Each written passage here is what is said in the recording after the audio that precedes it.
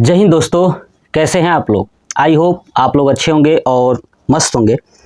मैं क्लास 10 का math chapter 1 और चैप्टर 2 दोनों कंप्लीट करा दिया है। उसके साथ साथ उनकी जितनी भी एक्सरसाइज थी मैं कंप्लीट करा चुका हूं। अगर अभी तक आपने उस वीडियो को नहीं देखा है तो जाइए ज़रूर देख लीजिएगा, ताकि आपको कोई भी दिक्कत ना हो इन दोनों प्रश्नावली को सॉल्व करने में। ठीक है, आज से चैप्टर 3 स्टार्ट करने वाला हूं। तो चलिए चैप्टर 3 स्टार्ट करने से पहले उसका कॉन्सेप्ट सीखेंगे, उसके बाद उसके एक्सरसाइज को कंप्लीट करेंगे। ठीक है ना। तो चलिए सबसे पहले चैप्टर 3 का कॉन्सेप्ट सीखते हैं। देखिए पहले यही जान लेते हैं कि चैप्टर का नाम क्या है ना। तो हमारा जो लेसन है ना, वो है लेसन 3 और चैप्टर का नाम है दो चर वाले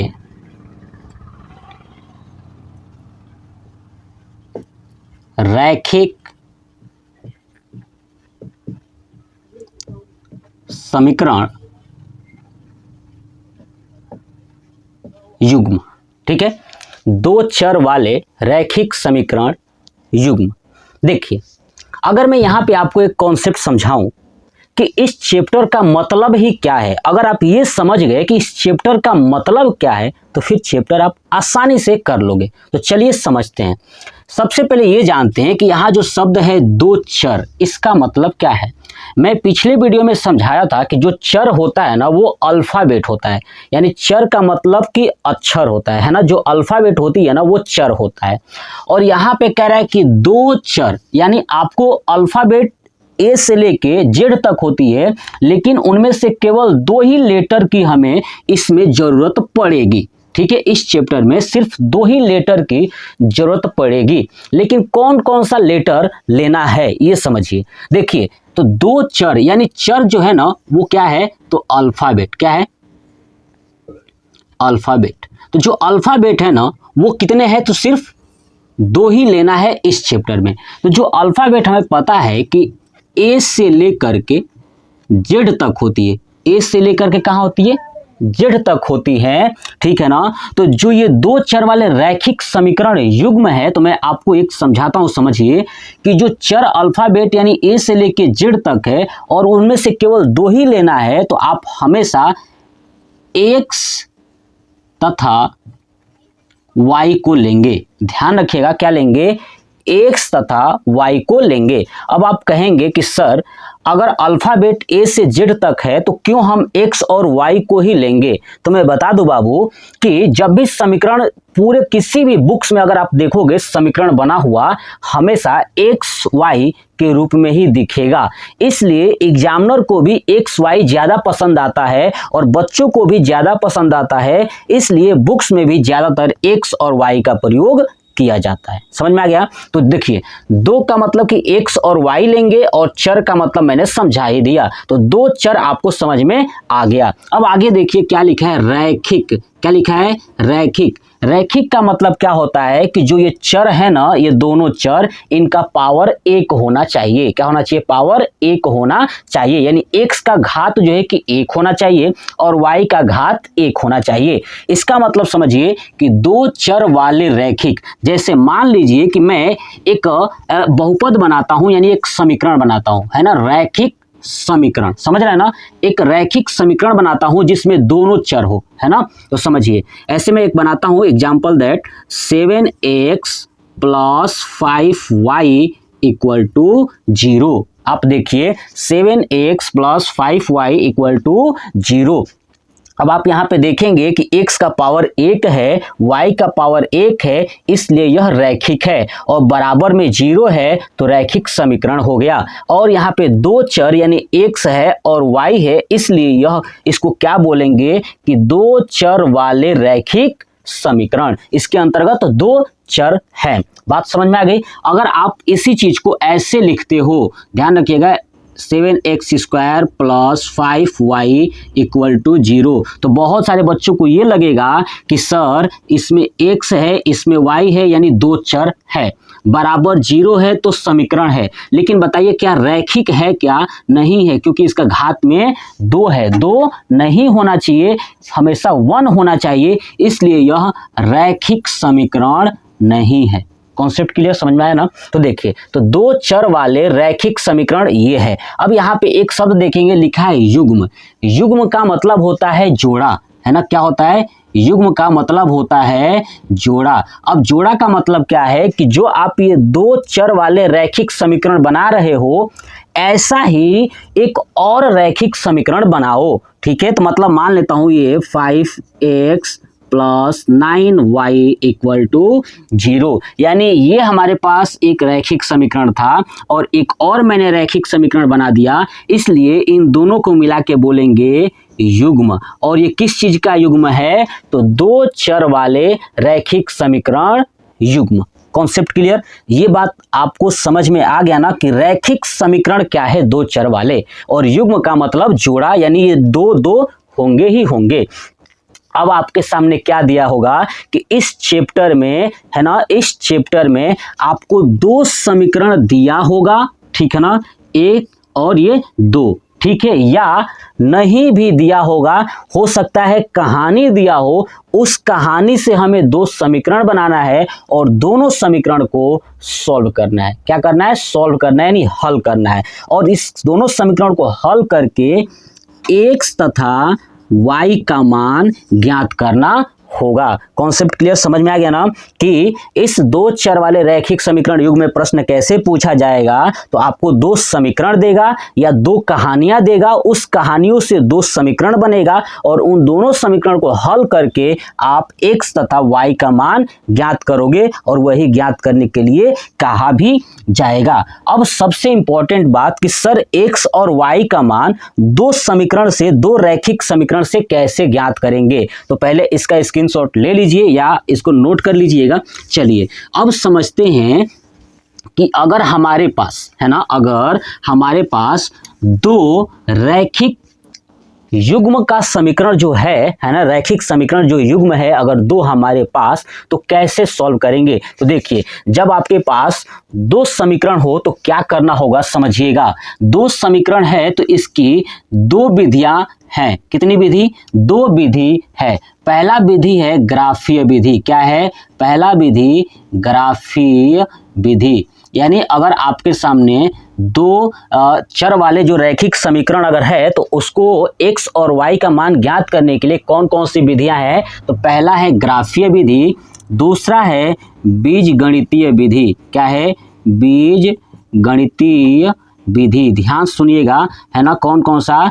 तो ग्राफीय विधि और दूसरा है बीजगणितीय विधि। ठीक है, देखिए बीजगणितीय विधि भी 3 है। कितनी है? 3 है। ध्यान सुनिए, पहला है प्रतिस्थापन। क्या है? प्रतिस्थापन। ठीक है, और दूसरा जो विधि है वो है विलोपन। क्या है? वो है विलोपन विधि। कॉन्सेप्ट समझ में आ रहा है ना? ध्यान रखिएगा, चीज़ों को सीखिए और समझिए। ठीक है, कि 2 अगर रैखिक जो समीकरण है उनको हल करने के लिए कौन कौन सी विधि है? पहला है ग्राफीय विधि, दूसरा है बीजगणितीय विधि। तो जो बीजगणितीय विधि है ना, ये भी 3 है। एक प्रतिस्थापन विधि, दूसरा विलोपन विधि और तीसरा है ब्रज गुणन, है ना, ब्रज गुणन विधि। अब मैं आपको एक बात बताऊं कि जो ये ब्रज गुणन विधि है, ये क्लास 10 से सिलेबस से हटा दिया गया है। यानी हमको सिर्फ ग्राफीय विधि, प्रतिस्थापन विधि और विलोपन विधि पढ़ना है। अगर आप ये तीनों विधि को पढ़ लेते हो तो फिर ये चैप्टर कुछ नहीं है, बड़ी ही आसानी से सॉल्व कर लोगे। अब समझिए, जो प्रश्नावली 3.1 है ना, उसमें ग्राफीय विधि का प्रयोग होगा, है ना। वो क्वेश्चन में खुद लिखा होगा, दो समीकरण जो दिया होगा तो कहेगा कि ग्राफीय विधि से x तथा y का मान ज्ञात कीजिए, ठीक है। तो ये प्रश्नावली 3.1 में इससे करेंगे, ग्राफीय विधि से उसमें कहा होगा। और प्रश्नावली जो 3.2 है उसमें हम प्रयोग करेंगे प्रतिस्थापन विधि। किसका? प्रतिस्थापन विधि। और जो प्रश्नावली 3.3 है ना, उसमें हम प्रयोग करेंगे विलोपन विधि और प्रतिस्थापन विधि और ग्राफीय विधि, तीनों का प्रयोग कर सकते हैं, क्योंकि उसमें खुद वो कहेगा क्वेश्चन में ही कि ग्राफीय विधि से सॉल्व करिए या विलोपन से करिए या प्रतिस्थापन से करिए। तो आपको समझ में आ गया ना कि 3.1 में ग्राफीय पढ़ लेंगे और प्रतिस्थापन विधि 3.2 जब पढ़ाऊंगा तो उससे पहले पढ़ाऊंगा और 3.2 में इसका प्रयोग सिखा दूंगा। वैसे ही 3.3 में विलोपन विधि 3.3 से पहले पढ़ेंगे और उसमें प्रयोग सीख लेंगे। उसके बाद 3.3 के बाद ये पूरा चैप्टर द एंड हो जाएगा। तो चलिए, सबसे पहले हमको ये समझ में आ गया कि प्रश्नावली जो 3.1 है उसमें कौन सा विधि का प्रयोग होगा? ग्राफीय विधि। तो चलिए, ग्राफीय विधि से प्रश्नावली 3.1 हम लोग सॉल्व कर लेंगे। लेकिन 3.1 सॉल्व करने से पहले एक और कॉन्सेप्ट जानना है। उस कॉन्सेप्ट के थ्रू आप जो है कि अब जो है कि पूरा प्रश्नावली कंप्लीट कर लोगे। तो चलिए, उस अब कॉन्सेप्ट को समझाता हूं कि आखिर में वो कॉन्सेप्ट क्या है जिसकी मदद से प्रश्नावली 3.1 कर लोगे। क्योंकि 3.1 करने के लिए आपको ग्राफीय विधि आना ही चाहिए। और दूसरा जो अभी मैं कॉन्सेप्ट इसके बाद बताऊंगा, जब ये दोनों कॉन्सेप्ट सीख जाओगे तो ग्राफीय विधि से या और ये दूसरा कॉन्सेप्ट से प्रश्नावली 3.1 पूरा कर लोगे। अब चलिए दूसरा विधि समझते हैं, दूसरा कॉन्सेप्ट समझते हैं, ठीक है, कि अब दूसरा कॉन्सेप्ट क्या है। तो देखिए, दूसरा कॉन्सेप्ट के लिए आपके दिमाग में जो मैं एक चार्ट बनाऊंगा ना, ये चार्ट आपके दिमाग में फीड हो जाना चाहिए। अब समझते हैं कि आखिर में ये कैसा चार्ट है। तो देखिए, चिंता करने की जरूरत नहीं है, मैं चीज़ों को याद कराते चलूंगा और आप कोशिश करिएगा कि मेरे साथ साथ ही रिवीजन करिए, नोट्स बनाइए और बार बार उस चीज़ को रिवाइज करिएगा। देखिए, सबसे पहले हमको पता है कि दो चर वाले रैखिक समीकरण युग्म है। तो चलिए, दो चर वाले मैं दो समीकरण बना लेता हूँ, यानी युग्म बना लेता हूँ। देखिए, पहला है, मान लेता हूँ a1 के साथ x। अब इस a1 के जगह पे आप कुछ रख लीजिए, 4 रख लीजिए, 5 रख लीजिए, 3 रख लीजिए, 2 रख लीजिए, कुछ भी रख लीजिए।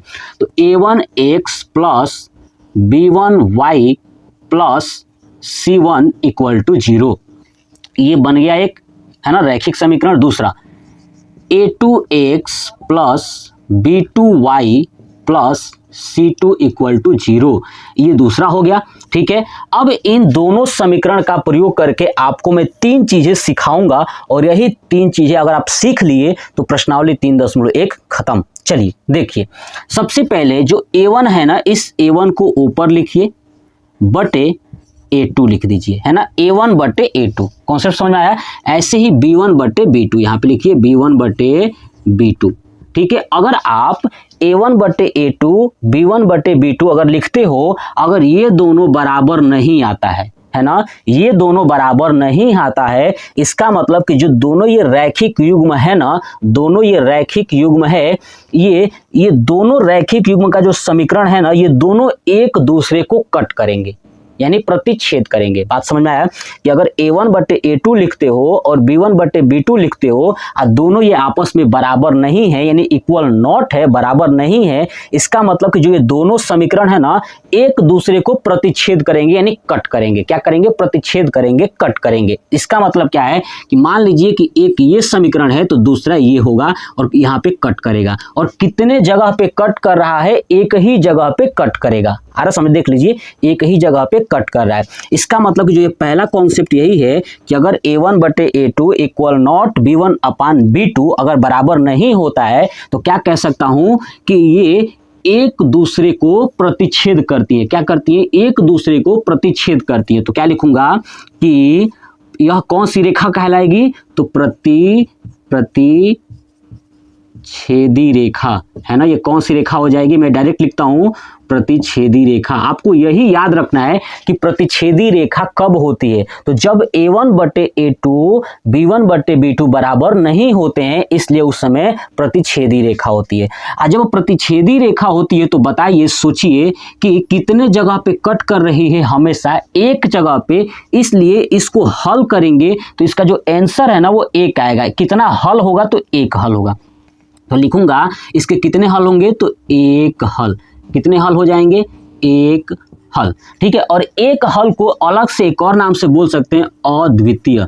अद्वितीय का मतलब क्या होता है ना, कि जिसका कोई दूसरा भाई न हो, है ना, मतलब समझा रहा हूं कि ऐसा अद्वितीय का मतलब होता है कि जिसके जैसा दूसरा कोई न हो, यानी एक हो, तो एक हल है ना। यानी a1 बटे a2 b1 बटे b2 अगर बराबर नहीं है तो प्रतिच्छेदी रेखा होगी, और प्रतिच्छेदी रेखा अगर हो गई तो एक जगह कट करेगी, इसलिए इसका एक हल होगा। Concept clear. अब समझिए, बच्चों को याद ही नहीं रहता तो मैं समझाऊंगा कि कैसे याद रखना है।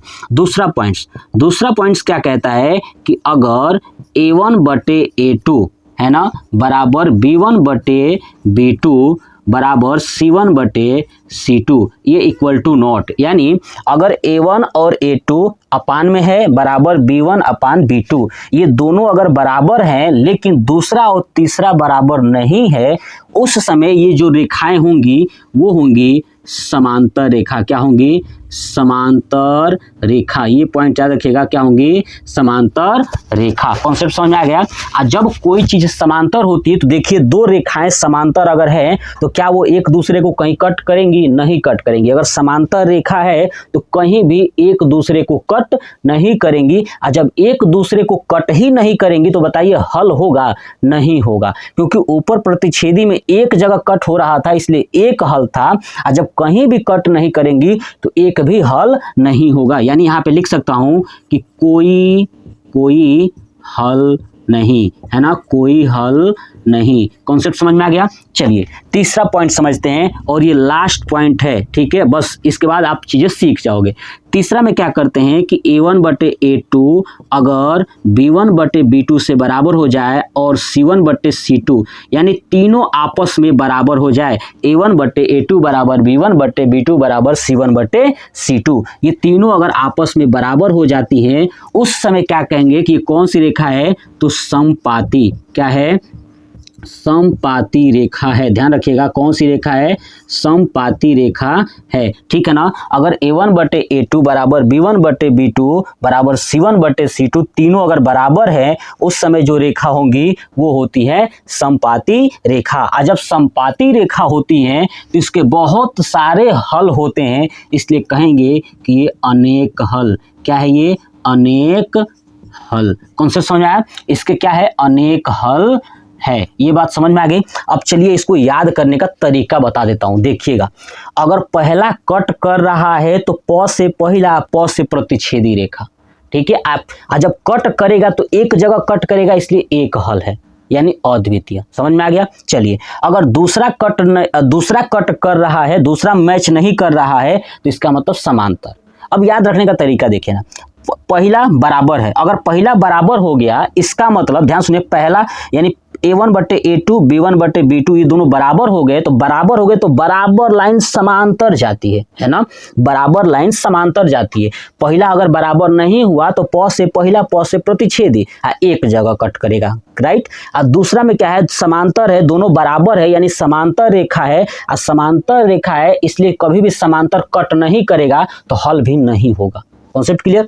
अब तीसरा में देखिए कि तीनों बराबर है, सब बराबर है, तो सब बराबर है तो समपाती है। बस इतना याद रखिए, सब बराबर है तो समपाती है। और जब सब बराबर है तो उसके हल भी बहुत सारे हैं। सब लोग बराबर हैं तो क्या है, हल भी बहुत सारे हैं। बस यही कॉन्सेप्ट आपको याद रखना है। अब मेन पॉइंट्स और एक सुन लीजिए, और क्या है, दो बातें सुन लीजिए। एक होता है संगत, है ना, और एक होता है असंगत, है ना, ये पॉइंट याद रखिएगा, संगत और असंगत। आपसे पूछा जाएगा कि कौन संगत है और कौन असंगत है। तो देखिए, जब आपके सामने ये दो रैखिक जो समीकरण दिया जाएगा, इसी में से पूछेगा कि संगत है कि असंगत है। तो देखिए, आपको 3 कॉन्सेप्ट मैंने जो सिखाया, इन तीनों कॉन्सेप्ट में आप देखोगे कि पहले वाले में हल कर रहे थे और दूसरे वाले में भी हल कर रहे थे। यानी पहले वाले में एक हल था और ये जो नीचे वाला है लास्ट वाला, इसमें बहुत सारे हल हैं। यानी और जो दूसरा है ये जो समांतर वाली, इसमें कोई हल नहीं है। इसका मतलब कि देखिए, असंगत वही होंगी जो समांतर रेखा होंगी। क्या होंगी? समांतर रेखा, है ना, ये असंगत है। इसका मतलब कि इसका कोई हल नहीं है ना, कोई हल नहीं है। अगर रेखाएं समांतर है, इसका मतलब समझ जाएगा कि वो असंगत है, या उसका कोई हल नहीं है, इसका मतलब कि असंगत है। ठीक है।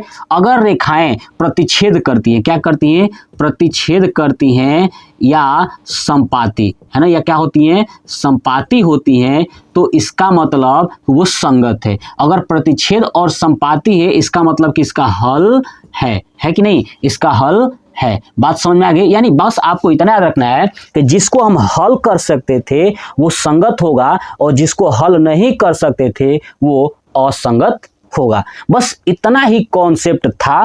इसके बाद अब प्रश्नावली 3.1 में आपको सॉल्व करके दिखाऊंगा, और इसी बेस पे होगा ग्राफीय विधि, और दूसरा ये बेस। ग्राफीय विधि कल जब प्रश्नावली स्टार्ट करूंगा उससे पहले ग्राफीय विधि में समझाऊंगा। ठीक है। आज का ये जो कॉन्सेप्ट है, इस कॉन्सेप्ट को आप बार बार रिवाइज करिए, याद हो जाएगा, और याद होने के बाद आप एकदम परफेक्ट हो जाओगे चीज़ों को समझने में। तो ये वीडियो कैसा लगा कमेंट बॉक्स में कमेंट करके जरूर बताइएगा। जय हिंद।